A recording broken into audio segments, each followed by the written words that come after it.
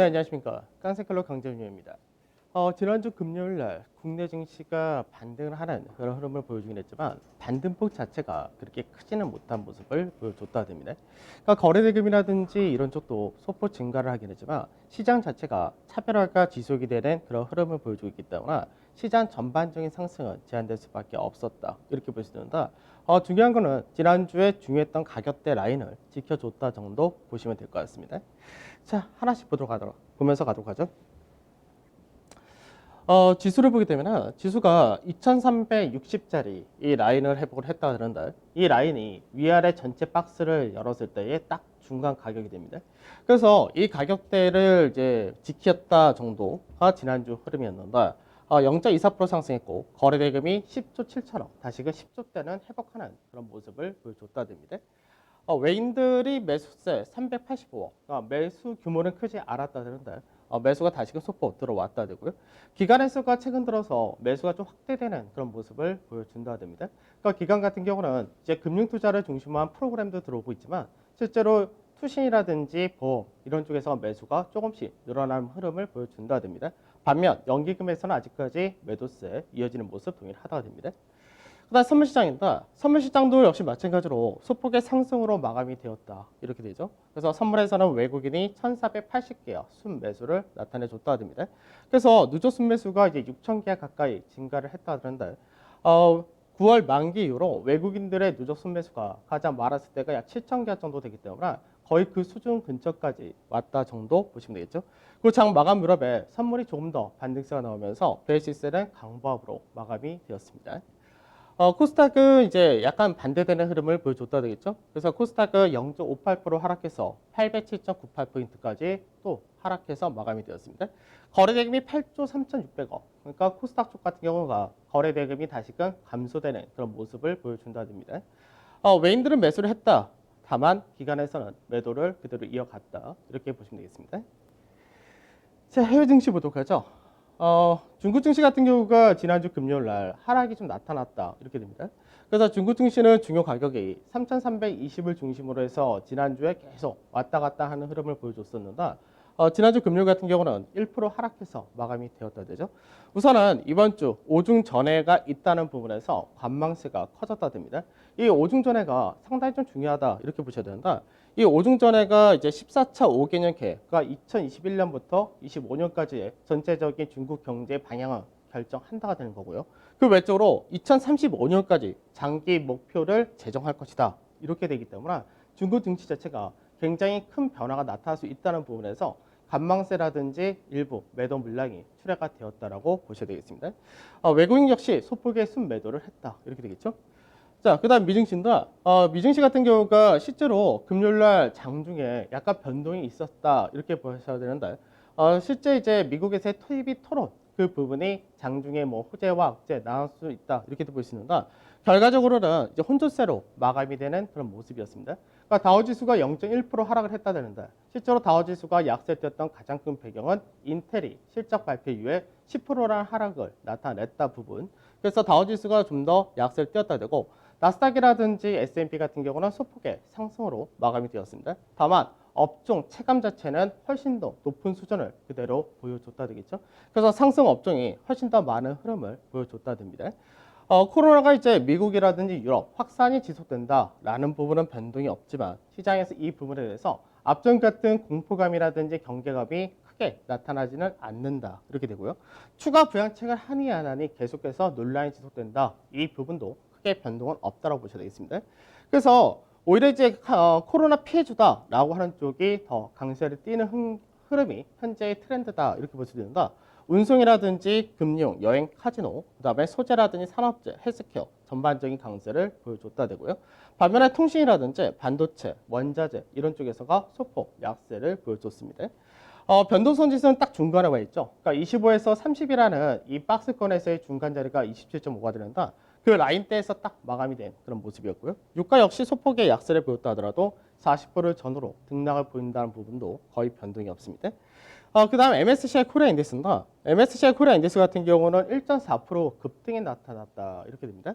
그래서 MSCI 코리아 인덱스는 이제 앞전의 고가를 돌파한 흐름으로 나타내줬다 되고요. 그다음에 달러 인덱스. 그래서 달러 인덱스도 역시 약세를 띄었고 원달러 한에도 다시금 1130원을 하이하는 흐름을 보여줬다는다. 앞서도 말씀드렸듯이 현재 미국에서 바이든의 당선 확률이 높다 이렇게 될 경우가 달러화가 약세를 띄는 경향이 높다 이렇게 되기 때문에 현재까지는 바이든이 당선될 가능성이 여전히 높다 쪽으로 시장에서 방향을 잡아주고 있다라고 보시면 되겠습니다. 자, 중국 증시 잠깐 보도록 하죠. 중국 증시 같은 경우가 사실 이제 앞전에 7월 초까지가 상당히 강하게 가파르게 돌파를 했고요. 그리고 나서 계속해서 이 박스권 안에서 현재 16주째 이어지는 변동을 나타내 준다 됩니다. 그래서 이 안에서의 왔다 갔다 하는 흐름이 동일하게 나타난다. 이제 3,320이라는 자리대, 이 라인대를 우선 1차적으로 회복을 해주는 것이 먼저 중요하다가 될 거고요. 그리고 이제 오중 전화에 대한 결과가 이제 중간중간 나올 텐데 그 결과에 따라서 앞으로 중국 정부에서 육성하는 쪽이 어디냐 여기에 따라서 모멘텀을 강하게 받느냐가 될 겁니다.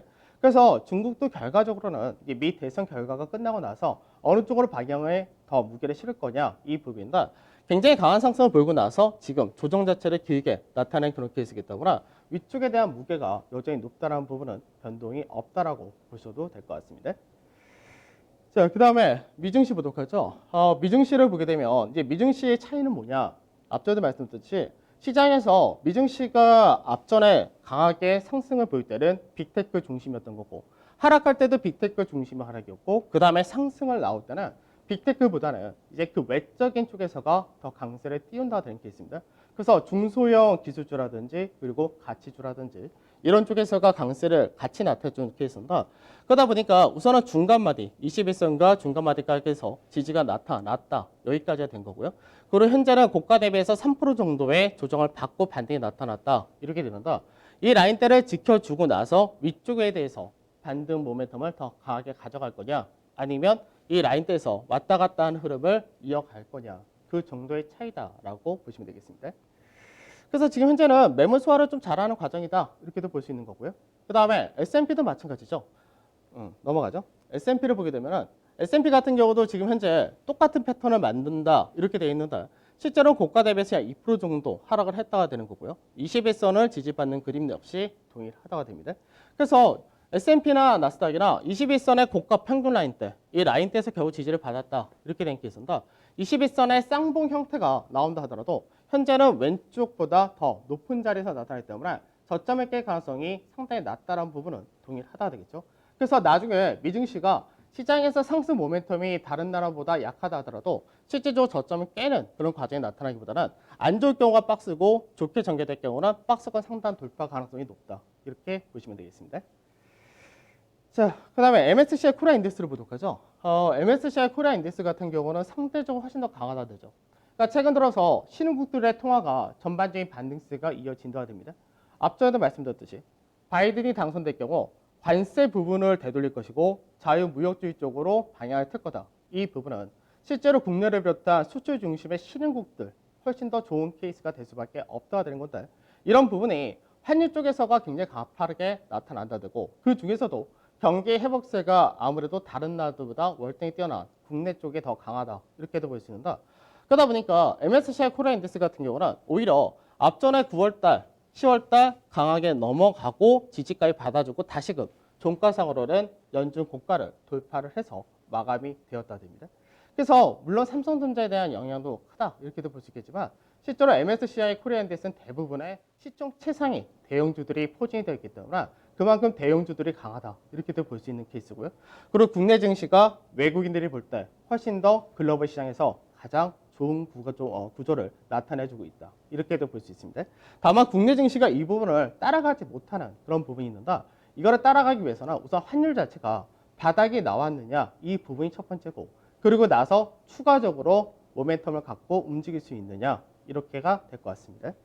그래서 사실 그 모멘텀은 이번 주 국내 기업들의 실적이 많기 때문에 그 실적 발표에서 얻거나 아니면 미국의 대선 결과에 따라서 방향을 잡거나 그 둘 중에 하나 정도 보시면 되겠습니다. 지난주 금요일날 시장을 보게 되면 실제로 지난주 금요일날 지수 자체는 0.24%밖에 상승하지 않았습니다. 다만 시장에서 업종별로는 상당히 큰 차이를 나타내줬다 이렇게 봐야 되는데 우선은 이제 은행을 비롯해서 보험이라든지 증권 같은 금융업종이 상당히 강하게 움직인다. 그래서 지난 한 주 동안 금융주 같은 경우는 배당에 따른 모멘텀이라든지 실적도 양호하다. 이게 은행주였고요. 그 외적으로도 이제 화학이라든지 철강 이런 쪽 역시도 강세를 어느 정도 띄는 모습을 보여줬다 되죠. 그러고 나서 이제 전체적으로 이제 하락을 했다라는 쪽이 결국은 인터넷, 게임, 그러니까 코로나 대표적인 이제 관련된 그런 종목군들이나 그쪽하고 유틸리티도 이제 많이 올라간 만큼 한번 차익이 나타났다 되고 음식료 역시도 이제 언택트 관련된 수혜주였습니다. 이런 쪽이 전체적으로 하락을 했다가 됩니다. 그러니까 시장의 트렌드 자체가 많이 바뀌는 흐름을 계속해서 보여준다 되겠죠. 그래서 지수보다는 업종별 차별화가 여전히 강하다. 이렇게 보셔야 되겠습니다. 자, 수급을 보도록 하죠. 수급을 보면 우선 외국인들 LG화학에 대한 매수는 계속해서 이어진다. 이 부분은 변동이 없습니다. 그러고 나서 신한지주 앞전에는 외국인들이 매도를 하다가 그 물량을 기관들이 상당히 많이 가져갔었는데 이제는 신한지주에서도 외국인이 3일 연속 순매수를 보여주면서 외국인과 기관의 동반 매수 형태가 되어 있고요. 세트류 역시 3일 연속 매수세를 보여주고는 있지만 개인들과 기관에서의 물량이 아직까지 출회가 되고 있습니다. 그다음 LG전자라든지 하나금융, 녹십자 이런 쪽으로 매수 들어간다. 전체적으로 보게 되면 이제 금융과 세트리온, LG화 그리고 녹십자 같은 정도를 매수를 한다가 되겠죠. 그다음 매도를 보면 매도에서는 카카오에 대해서가 매도가 나오고 네이버 역시 매도가 나오기 때문에 인터넷 게임 관련해서가 매도가 나오고 그다음 삼성 바이오로직스는 실적이 안 좋았던 부분이 있었죠. 그래서 이쪽 역시도 매도가 나온다 됩니다. 그 이건희 회장의 별세로 인해서 삼성그룹이 이제 상속세 재원을 어디서 마련할 거냐 이 부분이 좀 중요할 텐데 결국 이제 삼성물산이 가장 지분상에서는 우위를 차지할 수밖에 없는 케이스고 삼성물산이 삼성전자라든지 그 외적인 지분을 인수하게 될 경우 재원 마련을 삼성바이오에서 할 가능성도 배제할 수 없는데 이런 부분도 좀 안 좋다고 봐야 될 겁니다. 그다음 아시안항공은 감자 관련된 이야기가 나왔었고요. 그리고 기아차라든지 현대모비스, 삼성전자, 한국전력 이런 쪽으로 매도가 나오긴 했지만 전체적으로 매도 규모 자체가 100억 미만으로 크지 않았습니다. 기관에서의 수급을 보면 기관에서는 포스코 실적이 굉장히 잘 나왔죠. 그러니까 실적 자체가 원래 제가 전망했을 때도 3분기가 바닥 그리고 4분기부터 확실하게 좋아진다 이런 관점이었는데 실제로는 3분기 실적도 굉장히 잘 나왔습니다.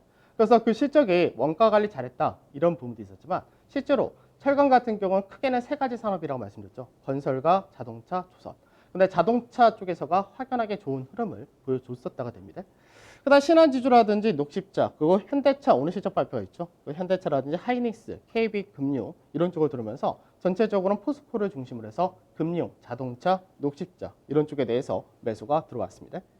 그다음 매도에서는 카카오 역시 매도가 많았다 되죠. 그 다음에 LG화학, 삼성바이오로직스, 네이버, LG디스플레이 이런 쪽으로 매도가 나타났다는데 뭐 LG디스플레이는 실적은 굉장히 잘 나왔지만 차익 실현이 일부 떨어졌다 정도로 봐야 될 것 같고 그 다음에 여전히 성장 빅7이라고 얘기한 쪽에서가 매도가 나오는 모습을 보여줬다 됩니다. 이게 왜 그러냐면 기관 같은 경우는 매수할 수 있는 자금이 한정이 되어 있기 때문에 한쪽을 팔고 한쪽을 사는 과정 이 부분이 나타날 수밖에 없는데 현재는 경기빈과 가치 쪽, 실적 쪽 이쪽을 중심으로 매수를 한 반면에 기존의 성장 쪽에서 매도가 나오는 흐름이 이어진다라고 보셔야 되겠습니다. 자, 지난 한 주 수급을 보도록 하죠. 외국인 같은 경우는 뭐 규모는 크지 않습니다. 규모는 크지 않은 상태에서 200억 정도 순매수였고 기관에서가 이제 1조 가까운 매수를 보여줬습니다. 그래서 기관에서는 금융투자를 중심으로 매수 들어왔는데 이제 금융투자 같은 경우가 보통 만기 11월 만기부터 보통 연말 배당까지 거기까지 한 5조 정도가 들어오는 케이스인데 올해 같은 경우는 워낙에 프로그램 쪽에서 매도가 많았었기 때문에 그 물량이 먼저 들어오는 흐름이다 이렇게도 볼 수 있을 것 같습니다. 그 다음에 투신이라든지 보험 그동안은 시장에서 매수를 안 했었죠. 근데 이제 투신과 보험이 들어온 모습을 보여줬고요. 연기금에서는 매도가 나오긴 했지만 금융 같은 경우는 좀 축소가 되었다 됩니다. 그래서 연기 같은 경우는 지난해 11월 달부터 들어왔던 물량이 이제 약 1조 정도 남아있기 때문에 실제로 연기금에서 크게 매도할 물량은 많지 않다. 이렇게 될 수밖에 없습니다. 코스닥 같은 경우는 외국인 역시 소폭의 매수 들어왔지만 기관에서의 매도가 전체적으로 보험이라든지 투신, 연기금 이런 쪽에서 매도가 많았다 되겠죠. 그 다음에 중요한 것이 선물인데 선물 쪽에서는 지난주 외인들이 하루도 안 빼고 순매수가 계속 이어지는 모습을 보여줬었다 됩니다. 그래서 외국인이 선물 쪽에서 순매수를 했고 그 다음에 독특한 부분이 투신입니다. 투신 역시 순매수를 같이 보여줬다 그런다.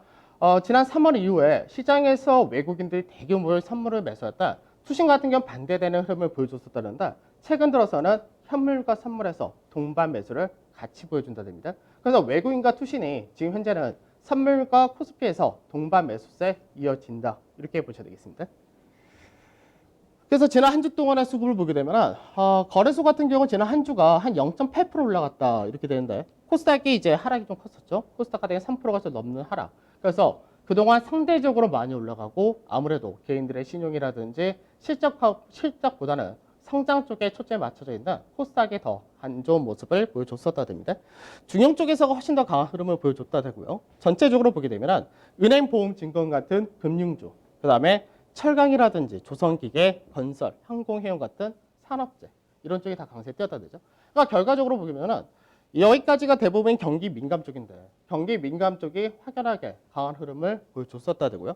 그다음에 의료라든지 유통 같은 경우는 어떻게 보면 코로나 피해주 쪽으로 속해 있는 쪽인데 역시 강세 좀 뛰었다 되고 반대로 하락이 제약이 가장 컸다 되겠죠. 그다음에 서비스라든지 음식료, 소위 말해서 코로나 수혜주 그리고 기존 주도주 영역 쪽에서가 하락을 나타내줬다 됩니다. 자, 이번 주 중요한 이벤트 뭐가 있냐? 우선은 오늘 미 대법관 후보에 대해서 상원에서 표결이 있습니다. 그래서 이 부분은 통과가 된다라고 생각을 해야 되겠죠.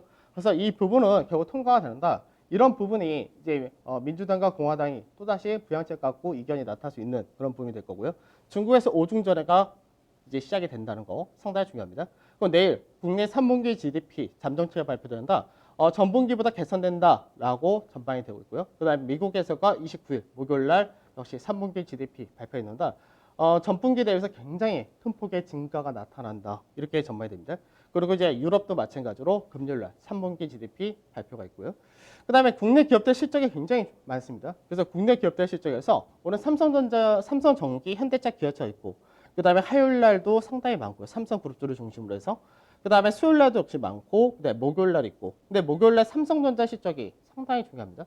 삼성전자 같은 경우는 2017년도 3분기 실적 발표를 할 때 2018년부터 2020년까지 배당 정책이라든지 주주 환원 정책 여기에 대해서 발표를 했었는데 현재는 올해까지가 배당 정책을 하기로 했던 부분에서 초과 이익이 나타난 부분 거기에 대해서 특별 배당을 어떻게 할 거냐 그리고 내년부터 또다시 앞으로 향후 주주 환원 정책에 대한 배당 정책을 얼만큼 다시금 발표를 할 거냐 그래서 자사주 매입도 할 수가 있고 여러 가지 방안이 있기 때문에 사실 이번 주는 삼성전자 역시 중요하다가 되겠죠.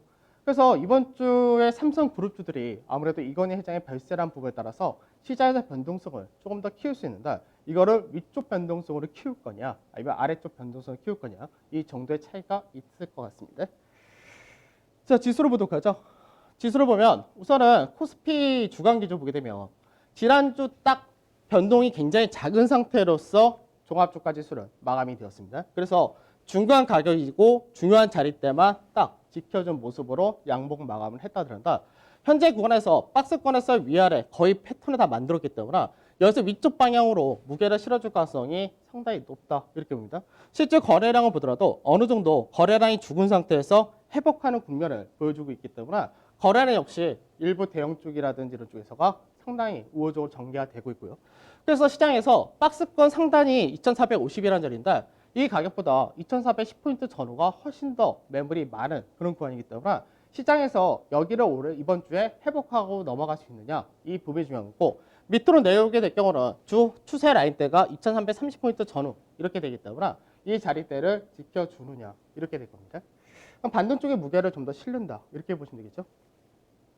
자, 대형지수 보도록 하죠. 대형지수도 비슷한 양상이긴 한데 약간 차이가 있다 약간 다르다 이런 얘기를 계속해서 해드리는데 대형지수는 박스보다는 채널 패턴에 더 무게가 실리고 어떻게 보면은 삼각 패턴 형태를 만들기도 합니다. 그래서 대형지수 쪽에서가 거래금이라든지 거래량이 점점 10월 1주차, 2주차, 10월 2주차, 3주차, 4주차 갈수록 조금씩 늘어가는 모습을 보여준다는 점에서 거래량이 조금씩 늘어난다는 것은 대형지수에 그만큼 저가 매수가 강하다 이렇게 볼 수 있는데 마찬가지로 중요 가격대를 넘어갈 수 있느냐 이 부분입니다. 그래서 대형지수를 기준으로 할 때는 하단이 이 추세 라인 때 지지 라인이 2290 정도가 될 거고요. 넘어간다 했을 때는 2380 정도가 되기 때문에 그 라인대를 넘기느냐 그래서 방향을 이제 위쪽으로 잡아주느냐가 이번 주 시장이 될 가능성이 상당히 높다가 됩니다.